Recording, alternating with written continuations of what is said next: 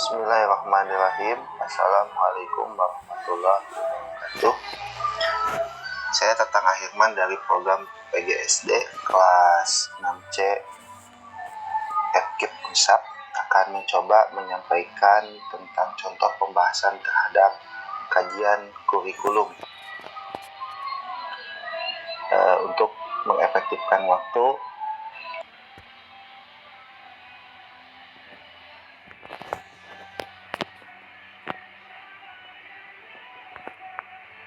saja. Contoh analisis keterkaitan SKL, KI, dan KD. Di sini SKL yang ditampilkan adalah SKL pengetahuan. Untuk siswa kelas 3 SD dalam pembelajaran matematika. SKL-nya di sini bisa kita lihat bersama, yaitu memiliki pengetahuan faktual dan konseptual berdasarkan rasa ingin tahunya tentang ilmu pengetahuan, teknologi, seni, dan budaya dalam wawasan kemanusiaan, kebangsaan, kenegaraan, dan peradaban terkait fenomena dan kejadian di lingkungan rumah, sekolah, dan tempat bermain. Berikutnya dari SKL ini maka nanti akan diturunkan ke dalam beberapa kompetensi inti atau disingkat dengan KI ya. KI-nya adalah memahami pengetahuan faktual dengan cara mengamati, mendengar, melihat, membaca, dan menanya berdasarkan rasa ingin tahu tentang dirinya, makhluk ciptaan Tuhan dan kegiatannya, dan benda-benda yang dijumpainya di rumah dan di sekolah. Nah, dari KI ini disebut KI 3 atau KI pengetahuan. Kalau KI 1 spiritual, KI 2 sosial. Nah, yang ini adalah KI 3 itu KI pengetahuan. Sedangkan KI yang keempat itu disebutnya KI keterampilan ya. Nah, untuk yang saya bahas ini adalah KI pengetahuan atau KI 3. Nah, dari sini maka diturunkan ke kompetensi dasar. Nah, kompetensi dasar yang saya coba tampilkan di sini hanya satu kompetensi dasar. Jadi dari satu KI itu bisa diturunkan ke dalam beberapa kompetensi dasar. Biasanya kalau di kurikulum itu diberikan tanda atau kode dengan kodenya 3. Nah, angka 3 titik sekian gitu. Kalau di KI 4 biasanya menggunakan kode KI-nya itu 4 titik, misalnya lanjut 1, 2, dan seterusnya. Itu untuk KD-nya di sini KD 3 ya, KD 3.4 untuk pemetaan daripada kompetensi dasar di semester 2 untuk pembelajaran di kelas 3 tentang materi matematika ya. Dan di sini kita lihat KD-nya adalah mengeneralisasi ide pecahan sebagai bagian dari keseluruhan menggunakan benda-benda konkret. Nah, jadi di sini nanti siswa kelas 3 akan diberikan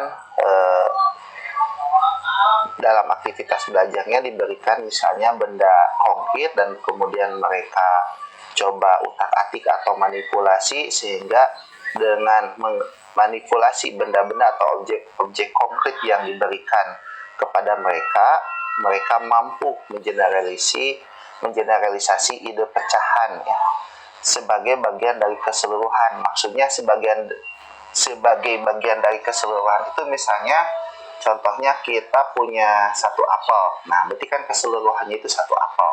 Nah, kemudian apel itu dibelah menjadi 2. Nah, belahannya itu disebutnya sebagian. Nah, jadi kalau kita mengambil sebagian, ini adalah satu belah dari dua bagian yang sudah tadi dibelah gitu. Jadi apelnya misalnya dimanipulasi, coba dibelah menjadi 2.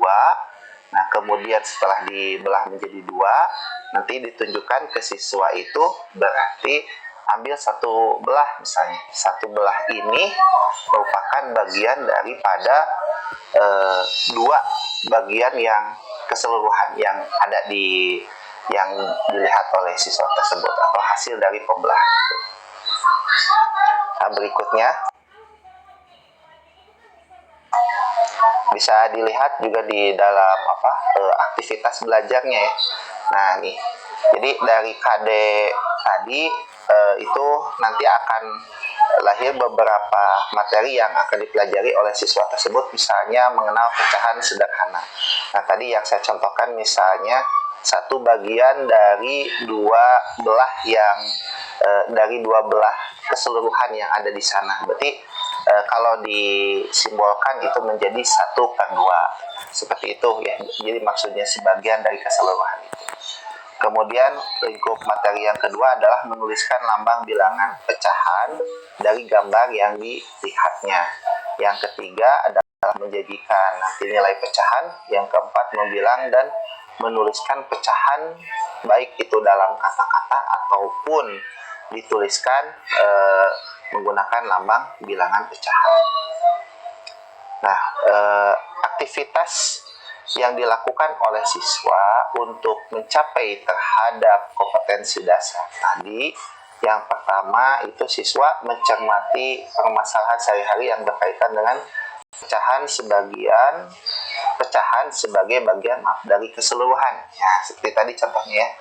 Jadi apelnya dibagi dua, nah berarti di situ jadi dua bagian. Ketika diambil satu bagiannya, berarti si anak menyebutkan satu bagian dari dua bagian keseluruhan. Nah nanti kemudian setelah itu dicoba dituliskan dalam bentuk bilangan menjadi 1/2 seperti begitu ya. Contoh aktivitasnya nanti.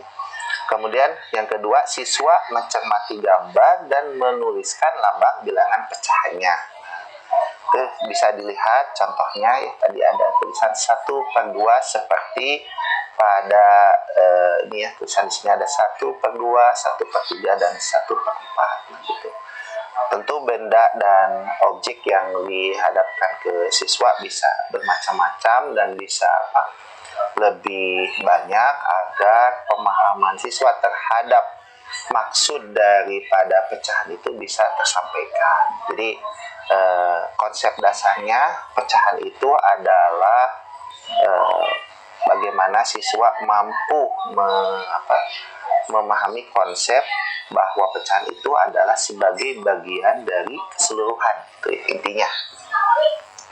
Nah, melihat aktivitas siswa yang nanti dilakukan dalam proses atau praktek pembelajarannya, ini kalau dilihat secara teori belajarnya, ini dekat kepada teori belajar yang disampaikan oleh ya. Nah, teori belajar Brunner ini ada 3 tahap. Ada 3 tahap. Tahap yang pertama itu disebut dengan enactive representation ya. Jadi segala pengertian anak itu tergantung daripada responnya. Maka di sini anak akan diberikan keleluasaan agar mereka mampu memanipulasi, dengan apa yang dia lihat, dengan apa yang dia rasakan gitu ya, dari dari aktivitas yang dilakukannya. Nah, dalam tahapan ini siswa diberi kesempatan nantinya memanipulasi objek konkret secara langsung. Itu dalam tahapan enactive representation. Kemudian tahapan berikutnya yang kedua dalam teori Brunner itu ya disebut adanya tahapan iconic representation.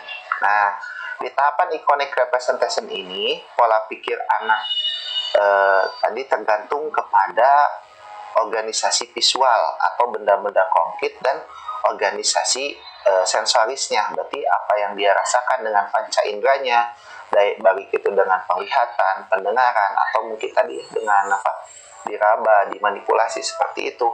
Harapannya dalam tahapan ini siswa nanti mampu memanipulasi objek-objek konkret ke dalam bentuk gambar. Jadi diubah dari apa yang mereka lihat atau apa yang mereka rasakan, kemudian mereka diajarkan untuk mengubah dalam bentuk gambar. Misalnya seperti tadi yang saya contohkan, apel yang tadi dibelah dua, maka misalnya bisa digambarkan ya, diubah ke dalam bentuk gambar, misalnya dalam bentuk lingkaran bulat, kemudian lingkarannya itu dibelah ya, dibelah atau dipotong menjadi dua bagian gitu. Nah, berikutnya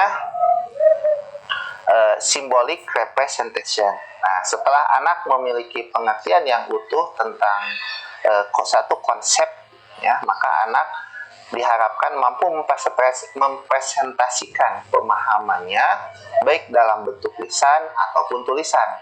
Nah, dalam tahapan ini siswa nantinya mengubah gambar yang tadi telah dibuatnya ke dalam simbol-simbol matematika. Nah, gitu. Jadi baik itu secara lisan ataupun mungkin tadi dituliskan ya, ke dalam bentuk simbol-simbol matematika.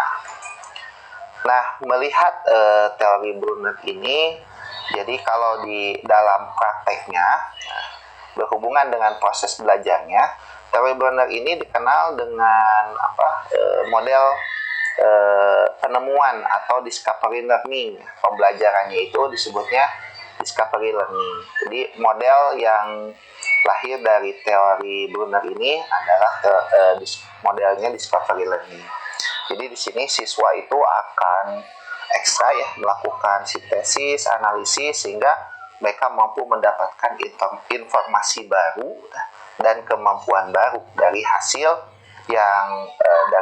mereka mensintesis dan menganalisis terhadap benda-benda konkret atau objek konkret yang mereka manipulasi, begitu ya. Itu mungkin demikian yang bisa saya sampaikan dalam pembahasan terkait dengan kajian satu kurikulum ya. Namun mohon maaf di sini hanya menyampaikan satu KD ya, gitu, satu KD sesuai yang ditugaskan oleh dosen pengampu di mata kuliah kajian kurikulum ini.